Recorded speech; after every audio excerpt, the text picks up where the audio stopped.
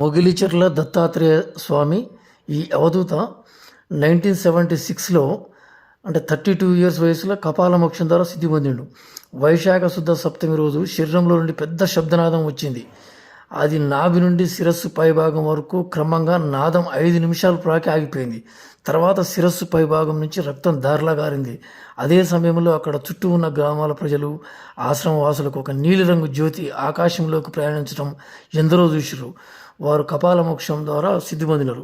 ఇది సేమ్ అరుణాచలంలో 1950స్లో రమణ మహర్షి విషయంలో ఇదే జరిగింది. ఈయన సాధన చేస్తున్నప్పుడు ఎన్నో రామచిలుకలు పైన ఎగురుతూ ఉండేవి. ప్లస్ ఒక పెద్ద సర్పం కూడా ఈయన సాధన చేసే ప్లేస్లో తిరుగాడుతూ ఉండేది. ఇది ఈ యొక్క మొగిలిచెర్ల గ్రామ ప్రజలందరూ కూడా చూసినారు.